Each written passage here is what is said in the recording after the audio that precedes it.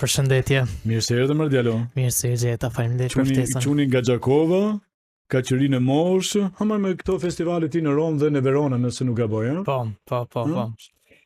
Me çfarë i prezantojnë në këto festivale se kanë qenë jam laik ose për eksperiencën tonë muzikore ka të rinë moshë, po. Po, këto kanë qenë festivale të bazuar në vokal dhe në performancë, nuk kanë qenë me këngë origjinale, kanë qenë me këngë të huaja, kanë performu këngë të Beyoncé, Rona Nishliu, Susin, ka pas Lara Fabian, Je suis malade, këngë të mëdha të repertorit të muzikës botërore dhe kanë fitu shumicën e rasteve. Po pse me këto prezantimet e këngëve të huaja? Diçka të ndën origjinale. Po tash kur ka qenë momenti e kemi bë ato, tash ka ardhur momenti me i bë këngët e mia dhe me prezantu me ato. Çfarë thon ata sy? Çfarë thon ata sy? Syt janë pasqyrë shpirtit, kështu që Po, pasqyrë shpirtit, po mos kemi një këngë.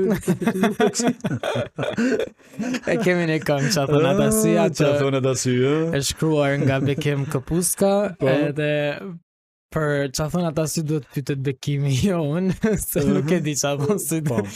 Është kënga, është punuar kjo këngë, po. Është e lancuar kjo këngë. Kjo këngë ka qenë vitin e kaluar, është publikuar në kuadër të albumit Beko and Friends nga Bekim Kapuska. Unë kam qenë i ftuar edhe kam këndu këtë pjesë, këtë këngë të albumit të tij. Po. Ndërkohë ke qenë pjesë e festivalit, edicionit të parë të festivalit të këngës në RTK. Po, kam qenë pjesë e festivalit vitin e parë, kam qenë finalist me këngën Shpimi i Dashnisë, e shkruar nga Korab Shaqiri, edhe e orkestruar nga Korab Shaqiri. Kemi bërë një performancë, besoj të denjë dhe të madhe sidomos për edicionin e parë të festivalit. Kemi qenë me diku 6 balerin, kemi performuar, kemi kënduar, kemi vallëzuar, kemi bërë çef këtë kapak. Festivaleve jo vetëm në Itali, po dhe në Maqedoninë e Veriut dhe në vende të tjera të botës shqiptare në Ballkan apo jo? Po, kam qenë edhe në Maqedoninë e Veriut, ku aty kam fitu. Ka qenë pak vështirë se maqedonët nuk kanë dashur që një shqiptar nga Kosova të fitoj, po që po më duket që nuk patën çare. Doli prezantimi i këngës shumë i mirë dhe, Po. Kur e ke kualitetin, kur e ke cilësinë, Ashtu ka bënë edhe ata që janë kundër neve. Megjithatë ju ishit pjesë e këtij festivali apo jo? Po, kam qenë pjesë e këtij festivali dhe kam fitu, duke përfaqësuar Kosovën. Ndërkohë jemi në prag të finales së madhe të Eurovisionit në Basel të Zvicrës, duke shpresuar gjithmonë që sa më lart dhe pse jo fituese kënga Zjerm dhe Shkodra elektronike, po për një artist të ri, për një këngëtar, për një grup muzikor të botës shqiptare, sa është satisfaksion, privilegj për qenë pjesë e një kompeticioni kaq të rëndësishëm të muzikës në Evropë dhe më gjërësi që është Eurovisioni.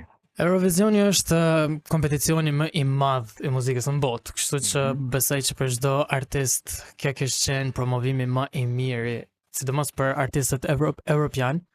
Më i miri promovim, meqense edhe në finale 200 milion shikues e shohin në televizor Eurovisionin.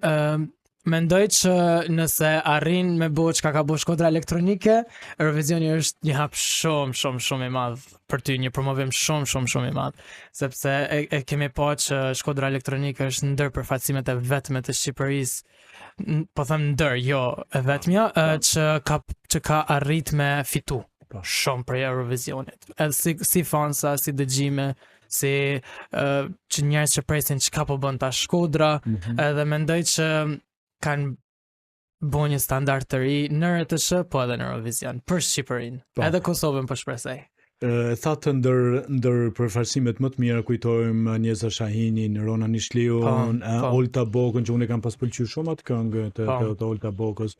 Tani kemi dhe Shkodra elektronike. Kemi pas edhe këngëtarë të tjerë, po disi nuk futeshin fort në atë pjesën finale, në ato mbrëmjet finale të këtij kompeticioni. Çdo artist që ka dërguar Shqipëria në Eurovision është artist i madh, këngëtar të mirë, por që mendoj që nganjëherë duhet të gjesh veten artistikisht për tu dashur në Eurovision, për që publiku me dashur edhe me të mbështet në një mënyrë që ti ndoshta jo vetëm me kalon finale, po edhe me qenë top 5 edhe fitore, pse jo. Dhe Shkodra Elektronike ka gjetur, ka piketuar. Shkodra Elektronike jo vetëm që e ka gjetur, po ata mendoj që këtë jetën do ta mbajnë atë se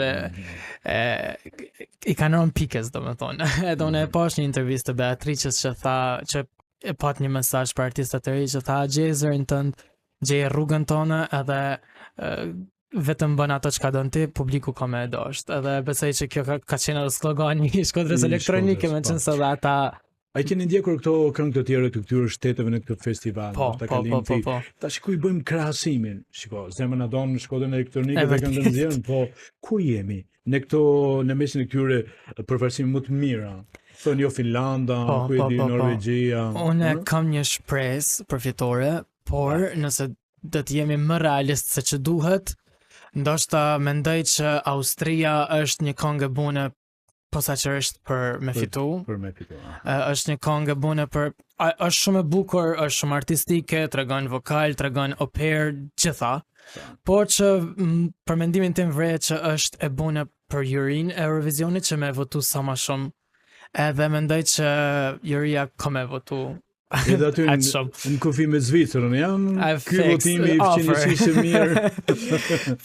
Po më bëgë tash kanë me bërë Eurovisionin çdo vit të Kuqishia. Te Kuqishia aty. Edhe mendoj që Austria ka një shans të madhe. Për Suedin kam dëgju, po në këtë rast mendoj që këto këngë si të Suedis janë shumë afër fitores, po në fund përfundojnë të dytat. Mendimi imi me atë sa e kam përcjell Eurovizionin ndër vite, po Shqipnia mendoj që mundet me e bo një surprizë, kështu. Auron, fare në fund ky votimi edhe nga jurit profesionale të shteteve përkatëse, por edhe nga publiku, ti je për këtë mënyrë të votimit apo nuk je dakord? Si po mendon, shtetet që i dhënë votat e jurisë që vinë nga shtetet 12, 10, 8, po. Okej, Shqipëria është në vendin e parë. Vinë këto votat e publikut e po ta ndryshojnë për 180 shkallë numrin e votuesve. Unë mendoj sepse publiku po e vërtet, po juria voton profesionalisht, edhe çka mendojnë që ata është art i vërtet. Publiku voton për atë që e don, edhe shumë shpesh ndodh që edhe njëjti shtet ka shumë vota të çoroditura, sepse secili e ka shijen e vet. Prandaj edhe këto mund të ndikojnë. Unë mendoj se një ndjekës i rregullt të Eurovisionit nuk mendoj që ndoshta politika ka të bëjë shumë me këto vota, përveç shteteve që janë shumë mike ose motra si Greqia dhe Çipra që zakonisht gjithmonë i japin pikë maksimale njëra tjetrës, por në shumicën e rasteve fituesi mendoj që zgjidhet mbas të asaj çka publiku edhe juria bashk kanë dashur më së shumti. Sepse nëse do kishte pas politikë këtu, mendoj që i njëjti shtet kish fitu çdo vit. Tani Auron, një informacion korreale sapo na erdhi, Eurovision 2025, Shqipëria në krye të rënditjes, sipas një jurie, një panel ndërkombëtar fansash dhe kritikës të muzikës, ndërkohë në bazë të këtyre dhënave, Shqipëria ka zënë vendin e parë me këngën nxjerrëm nga Shkodra Elektronike, duke ndarë 73 pikë me Finlandën, por duke fituar përmes rregullit të barazimit, shumë interesante kjo. Për herë të parë që nga publikimi i versioneve live në gjysmëfinale, preferencat e kanë ndryshuar ndjeshëm. Shqipëria ka mahnitur me performancën në skenën e Bazelit, duke lënë pas Finlandë dhe Suedin që ishin ndër favoritët kryesor më herët në prag të gjysmëfinales së parë. Kujtoj, top 3 Shqipëria, Shkodra Elektronike me zjerm 73 pikë, Finlanda, Erika Wikman me Ishkome me 73 pikë. Por që në këtë barazimin e tyre Shqipëria ka dalë pak përpara, siç e tham, dhe Austria që përmendët ti. Wasted Love me 38 pikë. Shumë bukur. Shpresa.